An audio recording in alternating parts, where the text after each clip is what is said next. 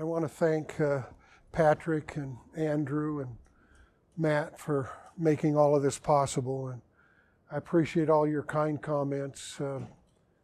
I must tell you that this is really not about me at all, it's about you.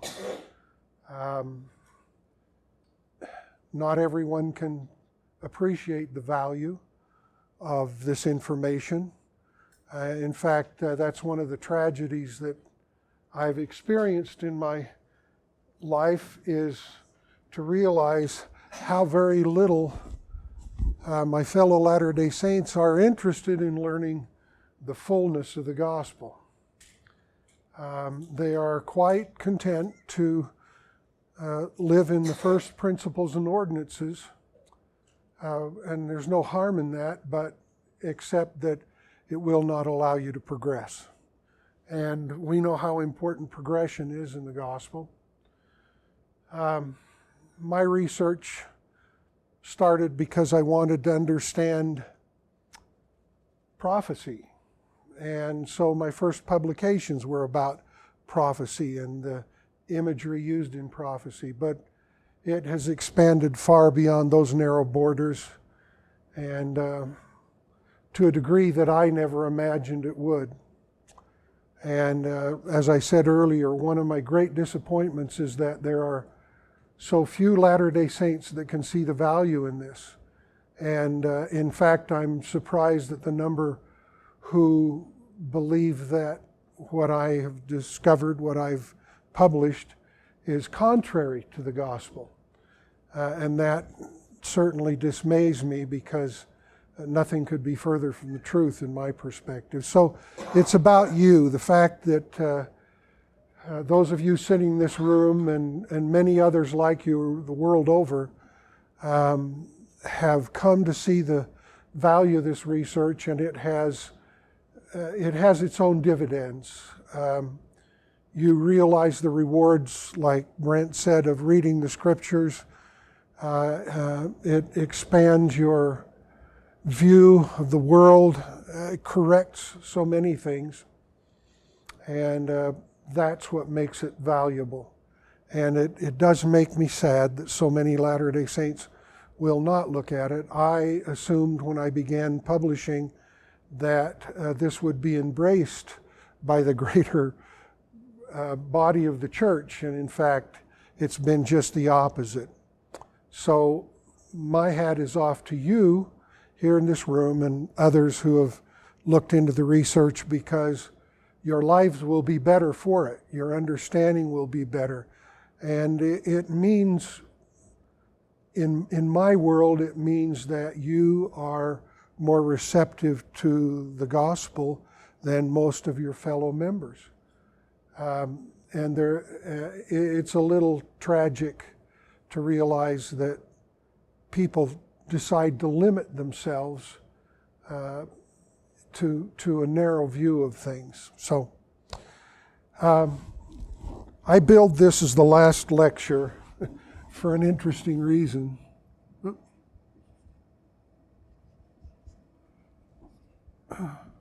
This board, or either that or the pen's not working. Can you read the green one well enough? Let's try again. Oh yeah, that's better. I called it the last lecture, not because I may not lecture again, although that's a possibility. None of us knows when we're going to be called home.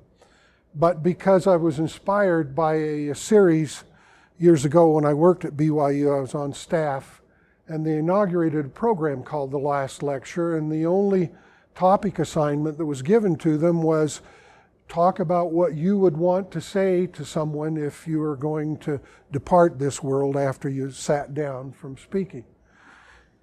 And the reason I said that is because I named it that is because I really want to emphasize a few things. Number one, when you approach other people with these ideas, you don't have to browbeat them. That doesn't work. but you do need to persist because you're breaking down barriers that have been placed there from their childhood.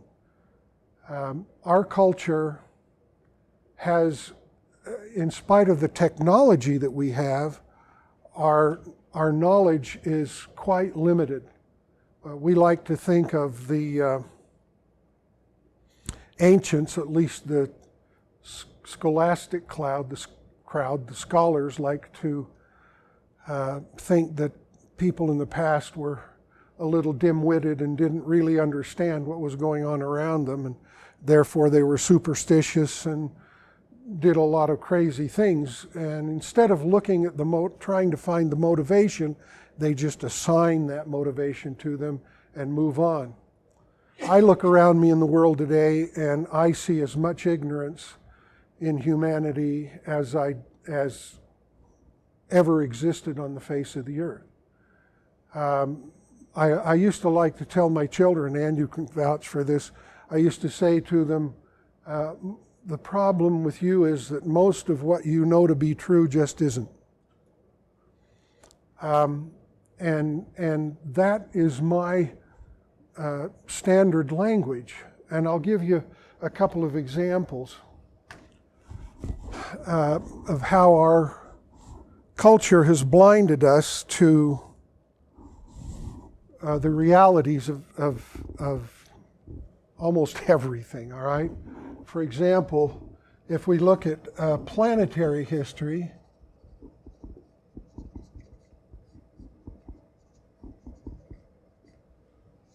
we are told, the scientific types, the astronomers trot out something called the nebular hypothesis.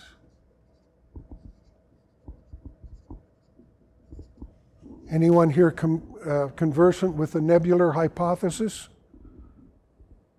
Brent.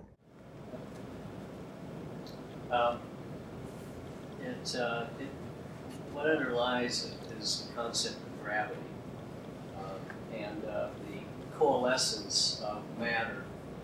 And then also related to that is the belief somehow that matter was spun out again, forming planets, but it has a hard time.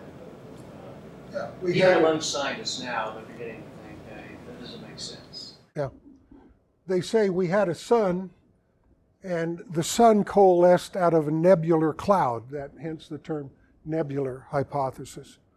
And when it condensed out of the cloud of material that was swirling around this body, various smaller bodies coalesced, forming planets. And that is the basis of what is taught in astronomy today. There are some ad hoc theories, there are some other ideas, but this one has gained ascendancy for the last, 100 years, maybe a little less. The difference is we point out what the prophets talk about. They do talk about planetary history, and we don't realize it. It's in Genesis, and it's called the creation. And what they relate in Genesis of the creation flies in the face of the nebular hypothesis. They say that the prophets talked about our world being connected to heaven, and that heaven was a place where God resided. An example would be Job, where he says, the Lord stretcheth out the heavens, or stretcheth out the north, maybe it's the heavens, over the empty place, and the earth hangeth from nothing. Well, of course, we're used to the idea that we're not dangling from something, but the ancients saw the earth as the Lord's footstool, because they saw what they perceived to be a God standing in the sky above them in a fixed position. And of course, all this happened before Noah's flood. So this is just one example of, in my world, one example of the difference between what our culture teaches us today and what the gospel teaches us. Because Joseph referred to some of this obliquely enough, but the inference is clearly there. So this is one place where you have to make a choice. You have to say, do I believe the scientists and the scholars, or do I believe the prophets? Well, what most LDS scholars do is they try to create some kind of a hybrid idea out of both of these. And of course, that's like putting a goat's head on a pig or a cow's body on a horse. It just doesn't work. But they trot it out and tell you that's it. So that's one area.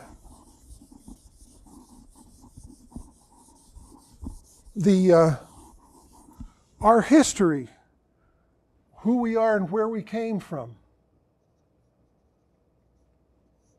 has been so badly distorted by scholars that we can scarcely appreciate who we really are. When Joseph Smith said, we were adopted into the house of Israel because that's important, you have to know why we're adopted into the house of Israel and why being adopted into the house of Israel is important. If you don't know who you are, you don't know where you stand in this world. One of the reasons families are so useful and they're always under attack, because the family tends to transmit that information. See, this is your grandfather and your great-grandfather and your great-great-grandfather and so forth. And of course, Joseph Smith was very adamant that that was important. That's why we go to temples, is to connect our families. Family relations are paramount. But it goes much further. For example, I'll give you an idea. Why do you think Jacob's name was changed to Israel?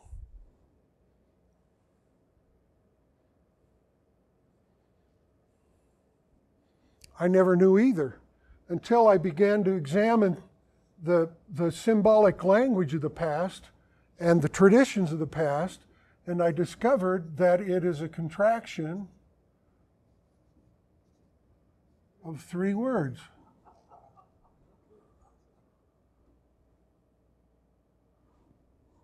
And in so doing, the very name of God's people reflects the structure of the ancient heavens, which looked like this.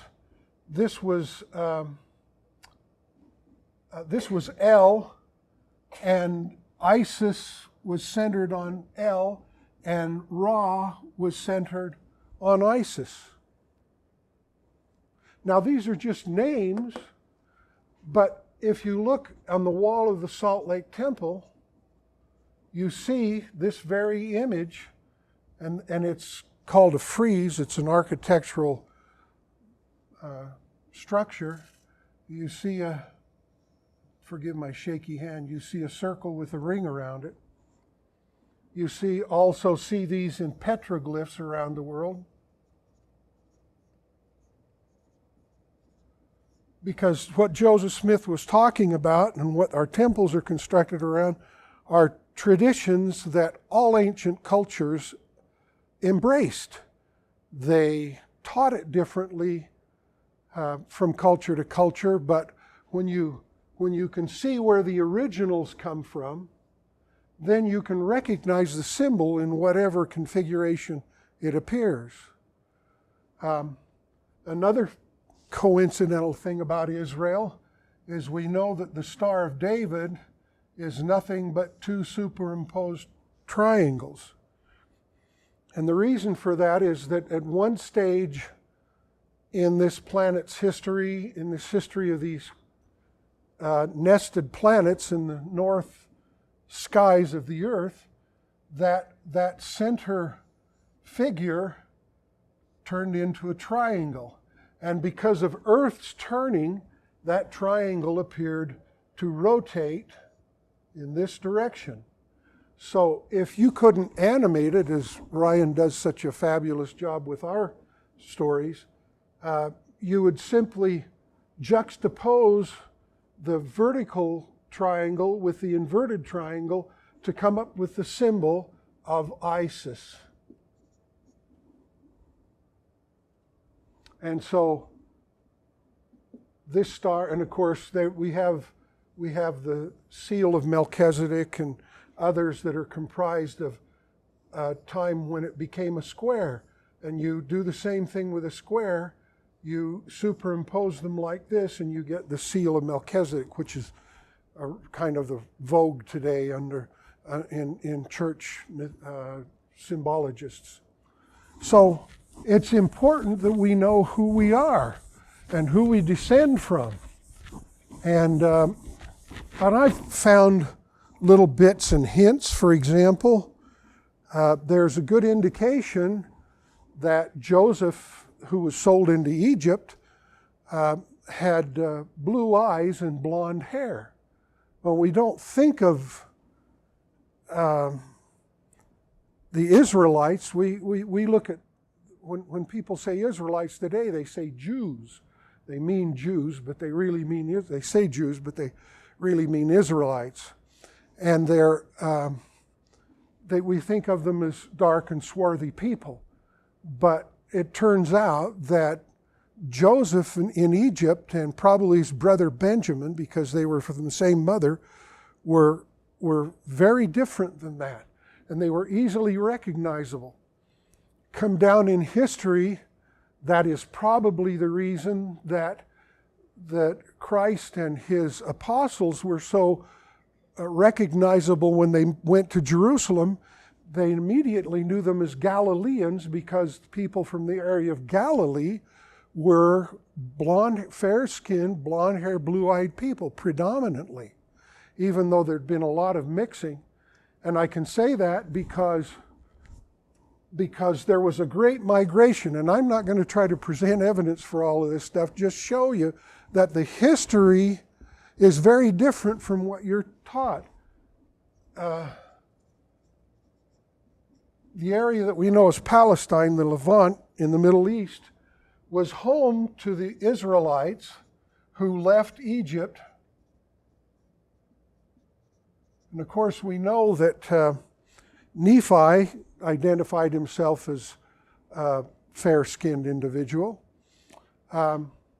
So the reason for that is that these Israelites that came out of Egypt and settled in the Levant under Joshua were fair-skinned people. And this is why they got away with calling themselves the children of God among all the other nations in that area, because they had the eye of God, the blue eye, and the golden hair, which are very important.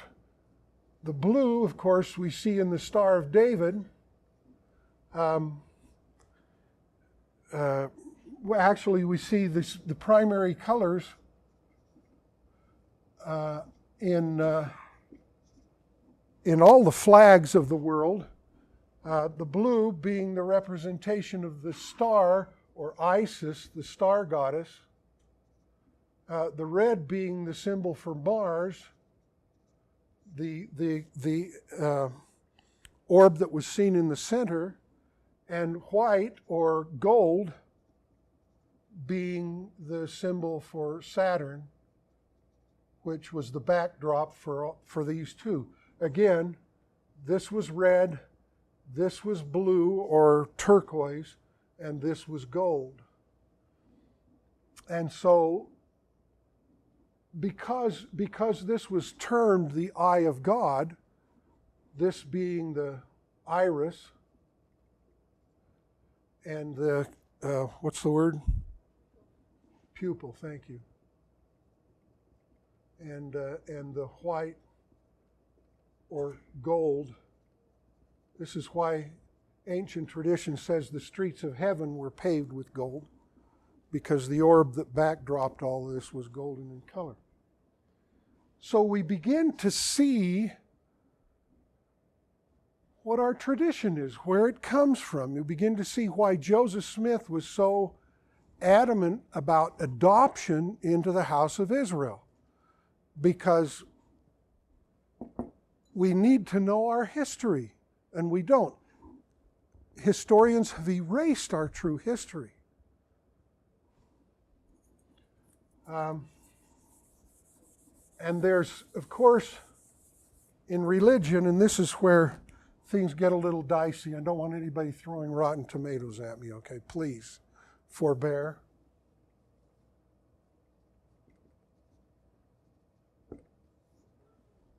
We know a little bit about that because Joseph Smith made every effort to correct our views of religion and what is called Christianity.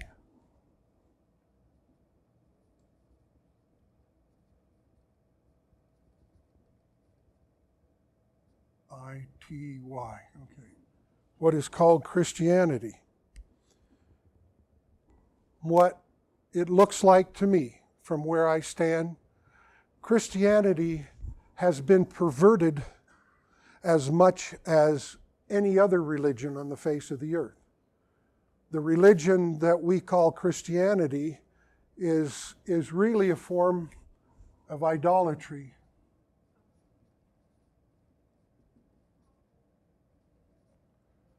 Because we put the image of Christ, not who he really is, he's a caricature. The Christ that Christianity knows is not the real Christ. And that's why I become so dismayed with church members who try to out-Christian the Christians.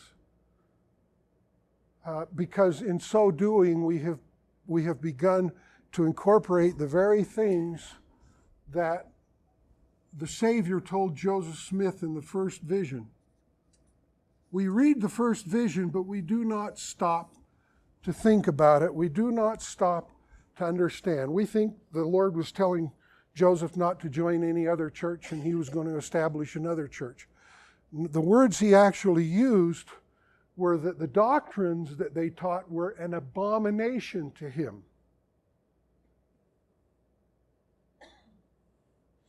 So when I hear Mormons talk about living a life-centered, Christ-centered life, I kind of shudder a little bit because I don't think they have the faintest idea what that really means. They've adopted it from Christianity.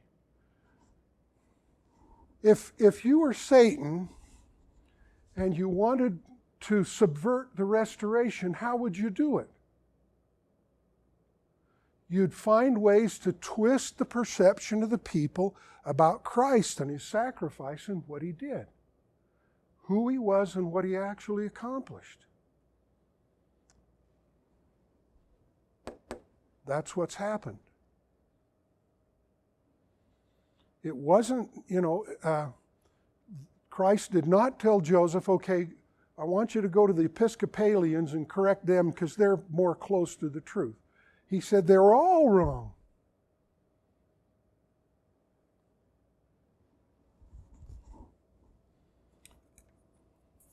Well, I didn't see any rotten eggs, so I guess we made it through that. How am I doing for time? 7:15. I'm already out of time almost, and I've barely scratched the surface. I'll give you a more concrete example. If you look in, I think it's Zechariah. He talks to the women of Israel, and he says, you make. Oops, that's not right. You make cakes and drink and you eat the cakes and you consume the drink to remember the,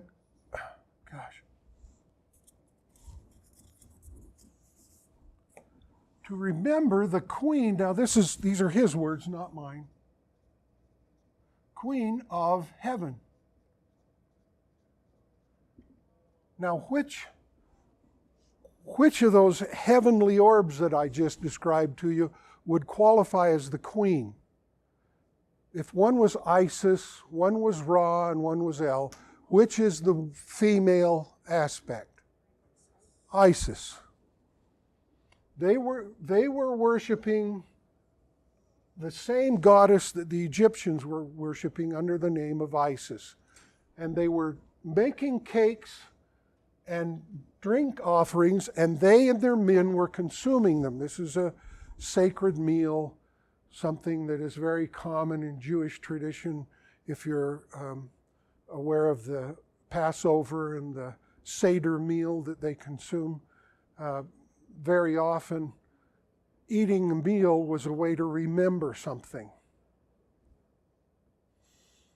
And so the women said to Zachariah, we're not going to quit doing that because and our men with us, we're just not going to quit because our fathers and our fathers before them did the same thing. This is not evil. This is not wrong. They did the same thing to celebrate this goddess. This is why part of their name was Isis, shortened to Israel. These were the three gods of all antiquity.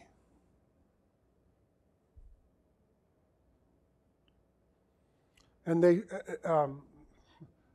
I have to ask the question, who are their fathers? They said, our kings and our fathers before them. When an Israelite or a Jew says to you, our fathers, who's he talking about? Abraham, Isaac, and Jacob, whose name was curiously changed to Israel. Better written, it's Israel.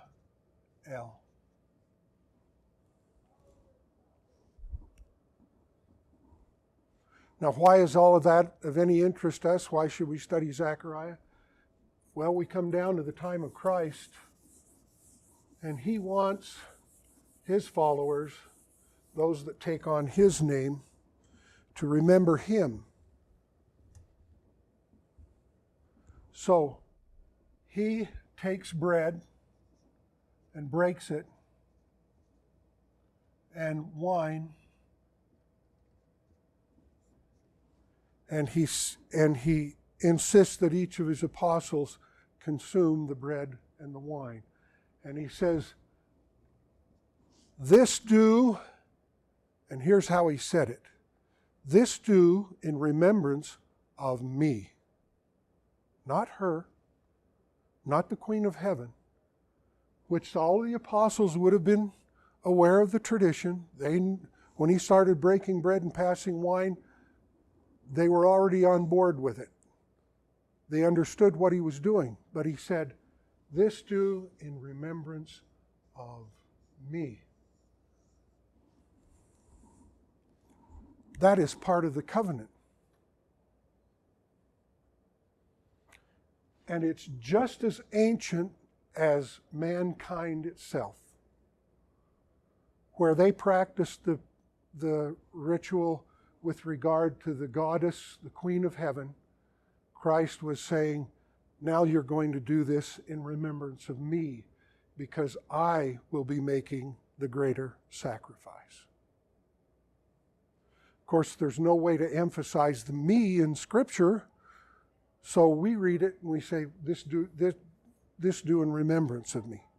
No, he said, this do in remembrance of me. World of difference in the emphasis.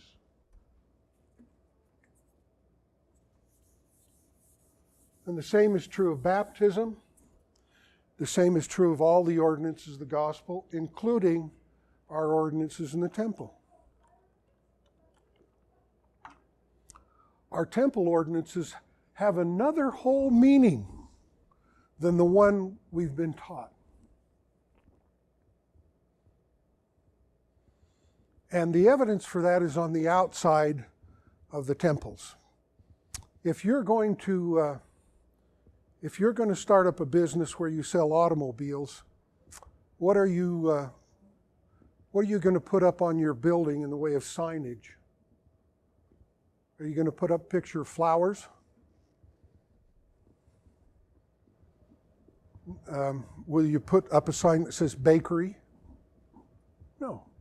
You'll put up a name that says something like this, maybe. Ford automobiles sold here. The temples of God are exactly the same thing. The symbols on the outside of the temples are signage. They are word pictures. Herein lies resurrection. Herein lies redemption. Herein lies remembering. So when you go into the butcher shop, the sign on the front says pork chops. Uh-oh. Somebody just dimmed our lights, thank you. The switch is next door. Thank you. Thanks. The sign tells you what's on the inside of the business. And it's no different with the Lord.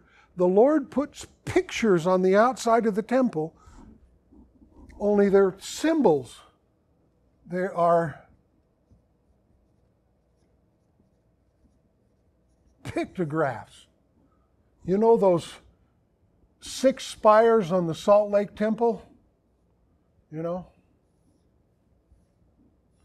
Forgive my artwork. I never got past remedial art. Every one of them, curiously,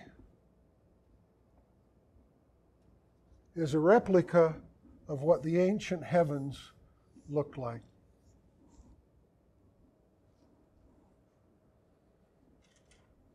And that's not counting the Saturn stones, which there are, or the Big Dipper, Ursa Major.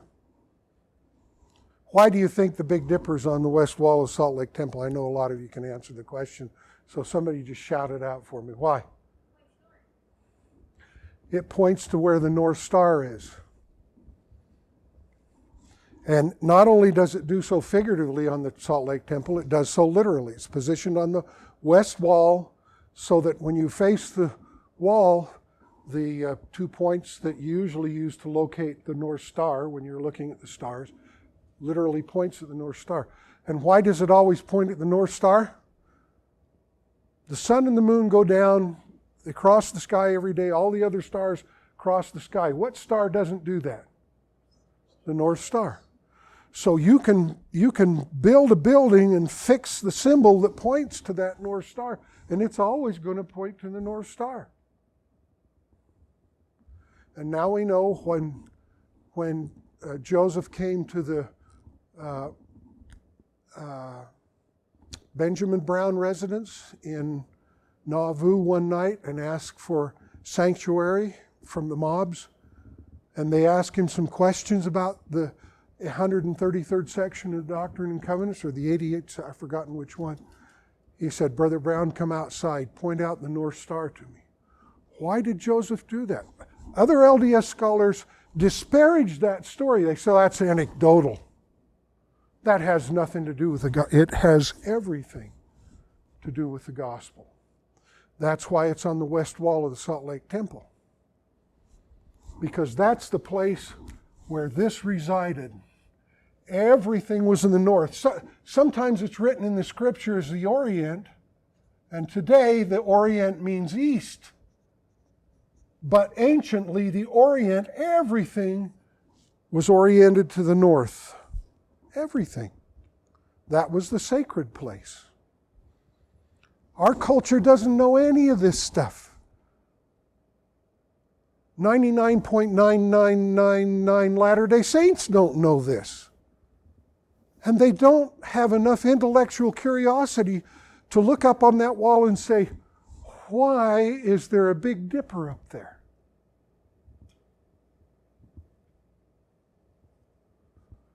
Because we've been taught not to ask those kind of questions. We're not supposed to question. Laurel, who was that general authority that we just read about that said he thought we should entertain questions and we should answer them? I wish I could recall his name.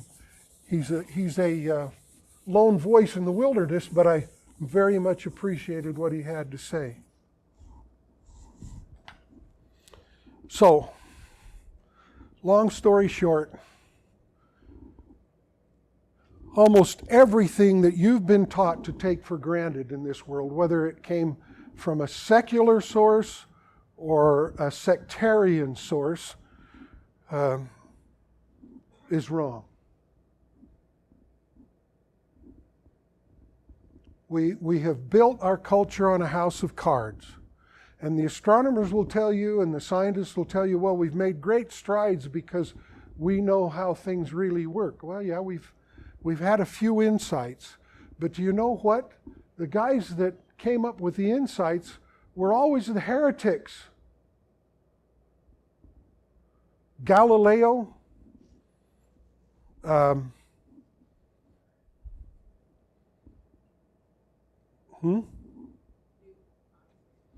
Well, Isaac Newton wasn't. They embraced Isaac Newton, and they still do. But what they don't know is, or they refuse to acknowledge, is that Isaac Newton was a great scriptorian and very much interested in understanding the Scriptures. He was right, but the house of cards that they built on Newtonian physics is all wrong. Again, if you were Satan and you wanted to deceive people, how would you do it?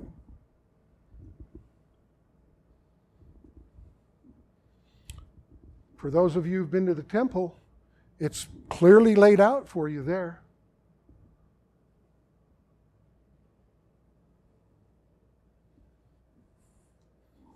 Satan hires this guy and says, here, teach these people.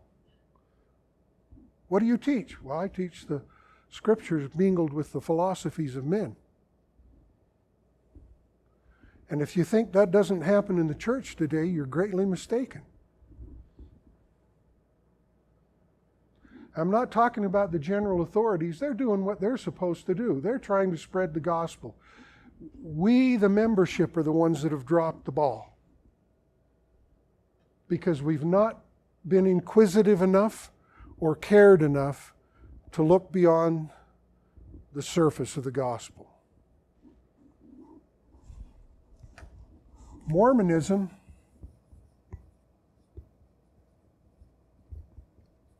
for lack of a better word, is a naturalistic religion.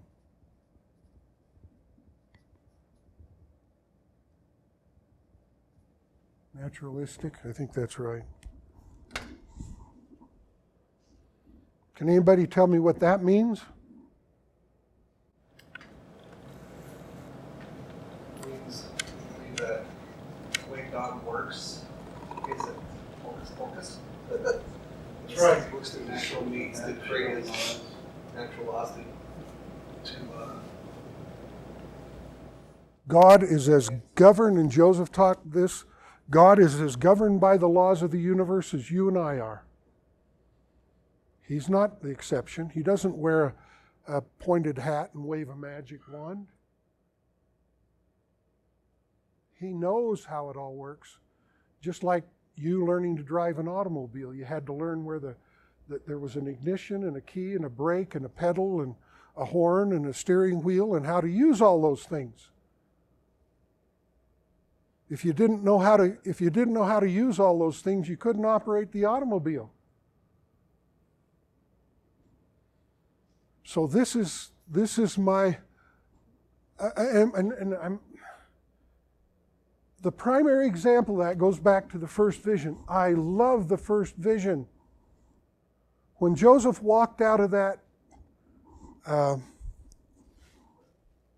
grove, thank you, of trees, as the story goes, he knew something that the rest of Christianity did not know that was very naturalistic. Can anybody tell me what it is?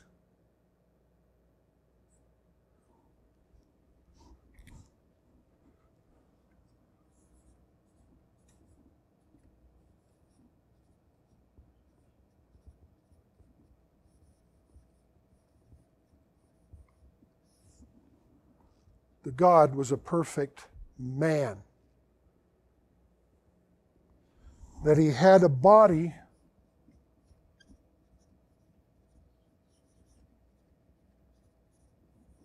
of flesh and bones.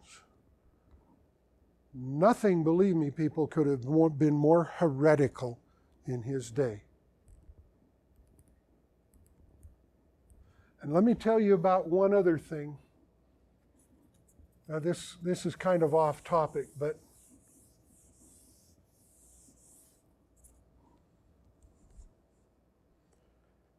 the Israelites looked for a Messiah in Christ's day. And Messiah means many things to many people. That the language has been so misused and abused that we hardly really understand what it means, and I'll show you why.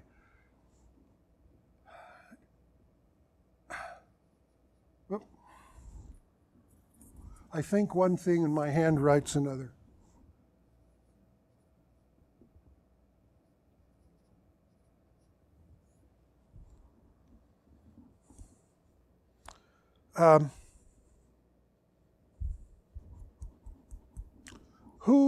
Who delivered the survivors of the Tower of Babel? Who delivered the survivors of Sodom and Gomorrah? Who delivered the Israelites from Egypt?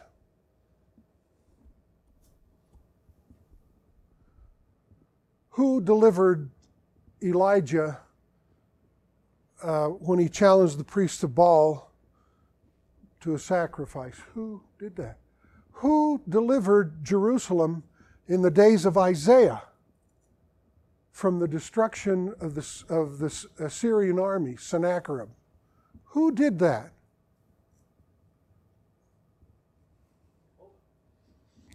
Yeah, well, that's the standard answer.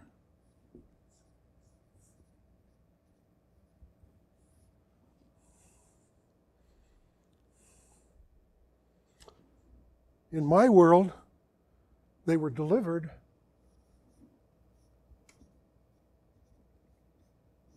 by another planet.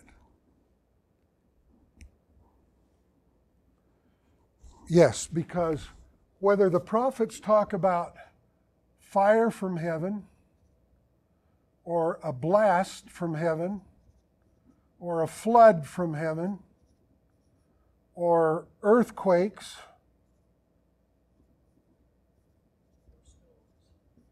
yeah, the fire was stones.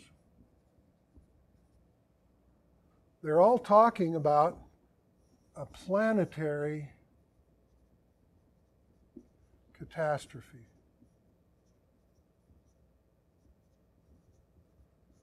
Courtesy of Dr. Velikovsky.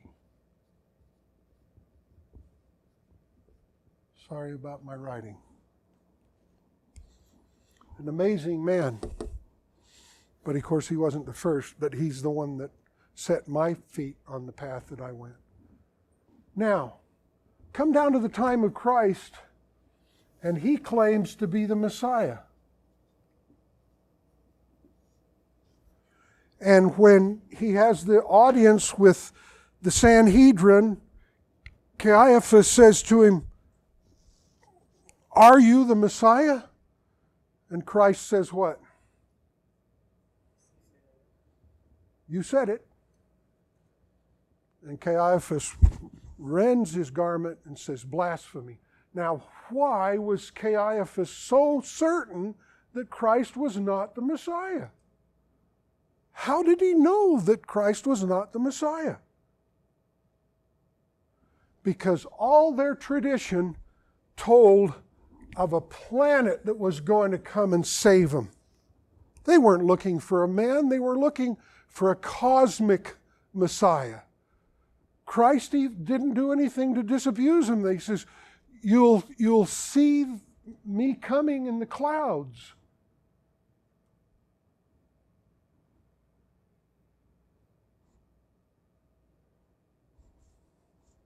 It was his attempt to say, the real Messiah is a man, not a planet at all.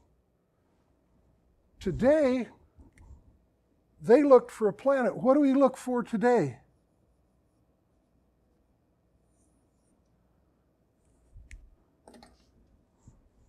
We've reversed the scenario. Now we're looking for a man. And we get very excited about the last days and Christ's second coming, which is all going to be very wonderful. I would be foolish to try to not acknowledge that.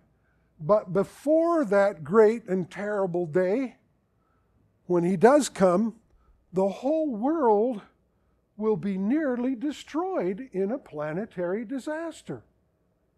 So we've got it just as backwards as Caiaphas and the Jews of the Sanhedrin in his day.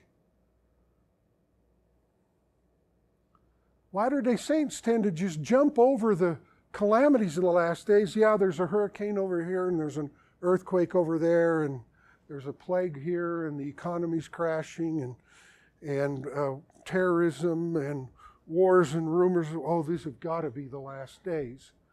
But Christ is going to come and straighten all that out.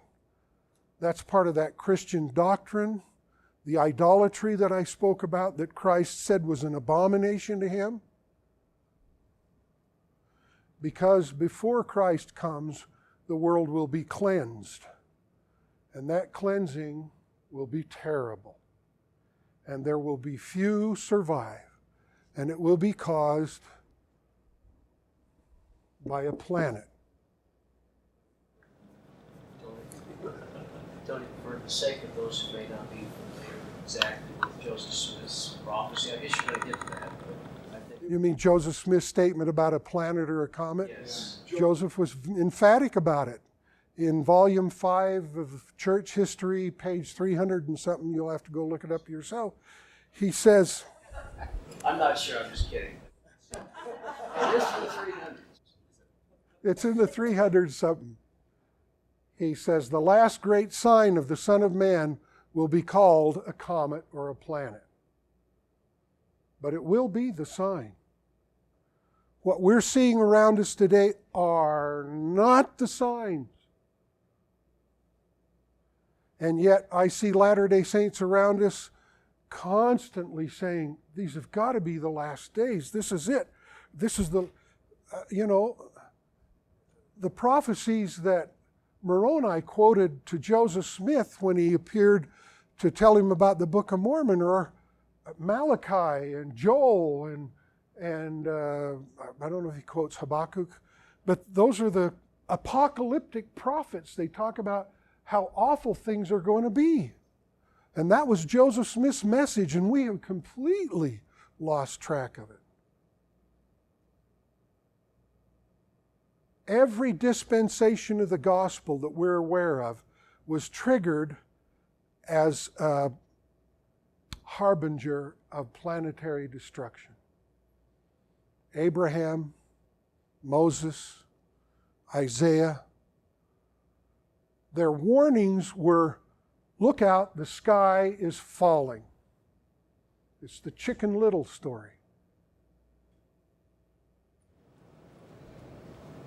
May I just interject something? Speak up. You've said this before. You said this before, and I just want to mention this now that I've heard you talk to me. Book of Mormon.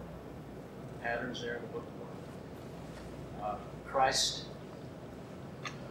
came after the destruction. Yeah. They came to his temple, and it was a peaceful event. But that was preceded. I mean, the Book of Mormon is a pattern. That's why we have it, and it's all there. It is. We understand. I wrote a book called Parallel Histories, in which I showed the similarities between our time and Nephite times in Helaman and 3rd Nephi. And 3rd Nephi is where he calls it a tempest. There's never been such an understatement in the world. But if you read about what happens, sounds like Sodom and Gomorrah, sounds like the Tower of Babel, sounds like the Exodus, sounds like all of the major destructions. Anyway, I just wanted to point that out. There is so much that we have been taught that is just plain wrong. And of course, there's a whole cadre of Latter-day Saints and scholars out there that would take exception with me. And they have, just as they've taken exception with Kip.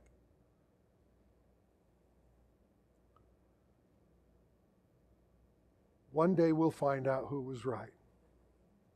And I'm fully confident that I'll be on the right side of that bright line that shows reality and fiction. It defines reality and fiction. So this is my message to you as the last lecture. When they come to you and tell you some things, believe it not. Find out for yourself.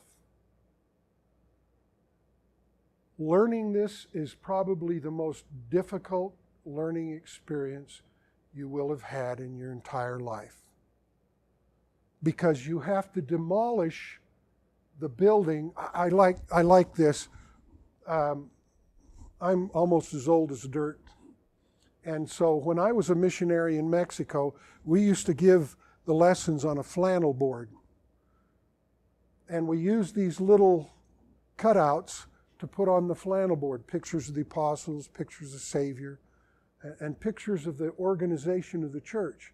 And the little things that showed the illustration of the church was quite cleverly done. It was in 2 pieces. There was a base, which represented the apostles and prophets. And then there was a hierarchy of the priesthood and the rest of the building. It looked like a chapel or a temple. And at one point in the lessons, you were required to say, when the apostles were gone, what happened to the church? And you reached over and you grabbed that little base and you pulled it off, and the whole building came off on the floor. It was a very effective teaching tool, you know. People would go, oh. That was before the days of high tech. That's low tech. Well, that's what you have to do to understand this. You have to question, and in most cases, disregard everything you've been taught.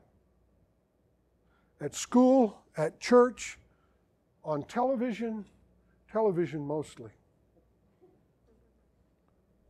The way they represent things is all wrong. They hearken back to the archetypes, all of the symbols, and all of the imagery.